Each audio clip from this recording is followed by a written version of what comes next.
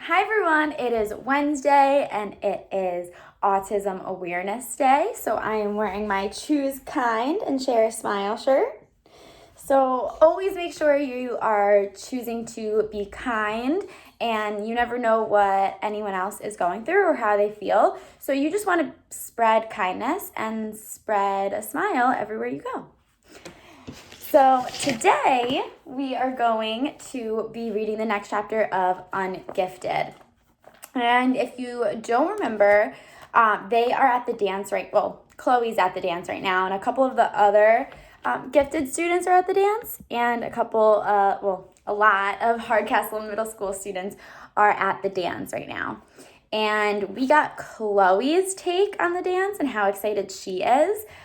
And now we are going to get Donovan's take on the dance and see what happens. Remember, Dr. Schultz is supposed to be at the dance, and Dr. Schultz is looking for the student who wrecked the gym. And we all know that it's Donovan, but Dr. Schultz doesn't know it's Donovan, and the gifted students don't know that it's Donovan yet. So he might be in some trouble in this chapter. And the chapter is called Untrustworthy. This was the worst night of my life. Bad enough to be banished to the island of misfit toys without having everybody you know come and visit you there.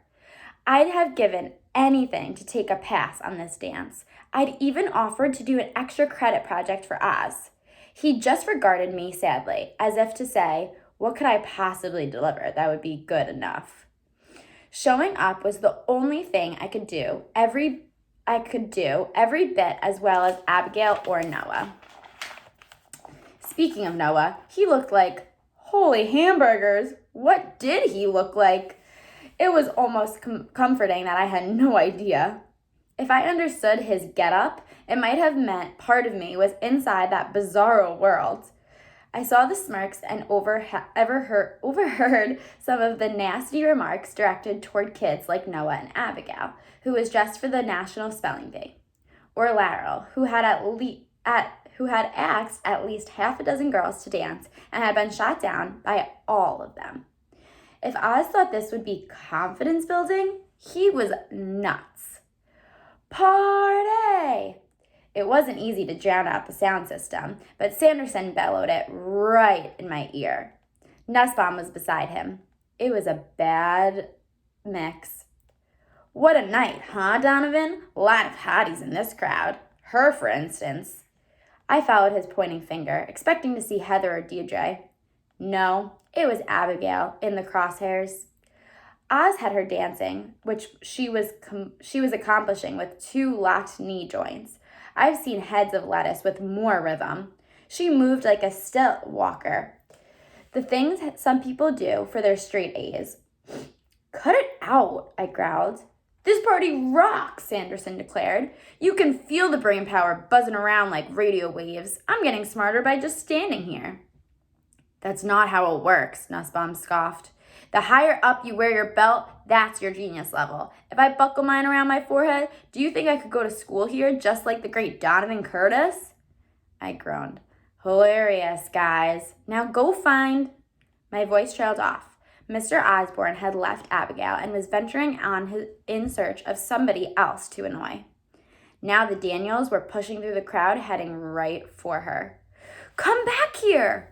Who was I kidding? I never make myself heard over the music, and if they did hear me, would they listen? Fat chance.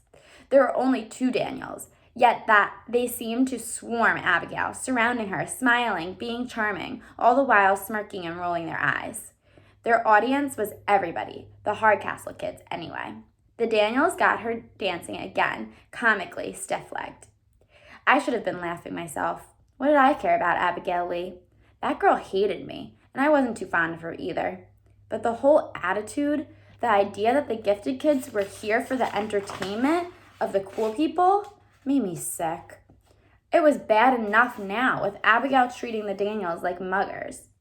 But if they managed to win her over, convince her that they liked her, that would be a major league humiliation. I blasted through the gathering crowd, outflanked the Daniels, and grabbed Abigail's wrist with a grip that might have hurt at least a little.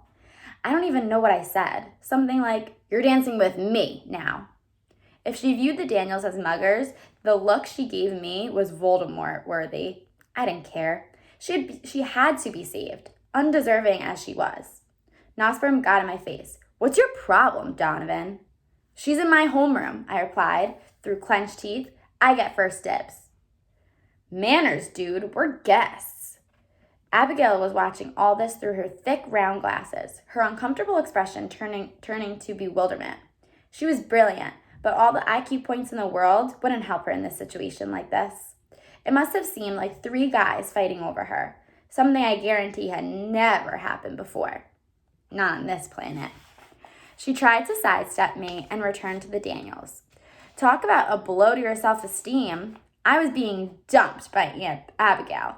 That had to be an all-time low.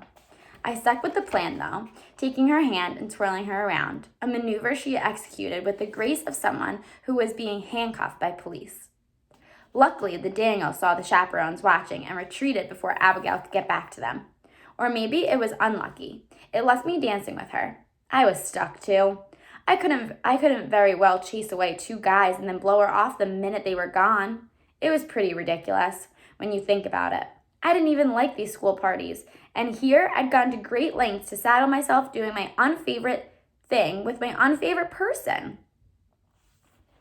At least the Daniels had retreated. I saw them over by the drinking table, now schmoozing some other girl, one who was a lot more their type. She was tall with long legs and really cute face. A little overdressed, but she made it work. A cut above your standard 8th grade girl who got caught downwind of the makeup factory explosion. I did a double take. That was no hottie. That was Chloe. Plaid flannel Chloe. I barely recognized her. Man, she looked different. And not just different, awesome. It made sense. This party was a huge deal to her. Of course she'd go all out. And now the Daniels were going to lob a grenade into her night. I snagged Noah by the sparkle vest and yanked him over to Annabelle. "No problem, Noah. Of course you can cut in. Have a good time, you two." And I was off like a shot, plowing through the tightly packed attendees. By the time I'd reached Chloe, she was in her glory, basking in the attention of 2 normal guys. Sarcasm intended. I grabbed each Daniel by the back of the collar and pulled them away from her. Chloe was horrified. "Donovan, what are you doing?" I decided to be more honest with Chloe than I'd been with Abigail. "I know these clowns." "I know them too. Remember from the mall?" "Beat it, Donovan," Nussbaum urged. "You know when they say party pooper, that's you right now." I'd never be able to explain it to her that they were only building her up so they could drop her over a cliff and walk away laughing. So I just kept hold of them by the scruffs of their neck and marched them through the exit. Chloe was following us. "What's the matter with you, Donovan? You can't treat people like that." Her anger was a microclimate. I could feel the heat all around me. Another satisfied customer. I dragged the Daniels where she couldn't follow us, into the boys' bathroom. The door gong shut behind us, leaving her in mid-sentence. Nussbaum surveyed the plumbing fixtures. "Look at that toilet. That's got the smartest toilet I've ever seen. You could come in here an idiot and leave a genius." "And you would have done your business, too," added Sanderson helpfully. "You know, if you had to go, it's a win-win situation." "All right, guys," I sighed. "I get it. You don't like the gifted school very much. Neither do I. But for reasons you know very well, I'm stuck here." "I pity you," Nussbaum commiserated. "These people? Did you catch that guy with the vest and the boots? What is he, a Christmas tree ornament?" "That guy," I told him, "is smarter than anybody else at the academy put together, with the rest of us thrown in for a good measure. He could probably devise a way to kill you without even looking away from his YouTube videos." "Him?" Nussbaum hooted. "Don't make me laugh." "They're just people," I pleaded. "So what if they're a little nerdier than the rest of us? I know you came here to make trouble. Please don't." "You're no fun anymore," Sanderson complained. "The old Donovan would be with us 100%. You'd pants the vest guy and take the kneeless chick on Dancing with the Stars and the good-looking one." "She wasn't that good-looking," Nussbaum put in critically. You could whack her with a branch so that she rolls down and smashes something. It wouldn't be the first time. I sighed. Go home. This place just isn't for you. Now I'm insulted, Nussbaum drawled. We come all the way across town to visit your smarty pants school and you try to kick us out? Where's your hospitality? You didn't show us your locker. You didn't show us your homeroom. You didn't even show us your famous robot. We deserve better than that. I looked at him skeptically. You're interested in the robot? Interested? Man, I'm a robot enthusiast. I saw the Terminator like 22 times. I hesitated. If I show you the Tin Man, do you promise to leave the Academy kids alone? Sanderson snapped the two-finger salute.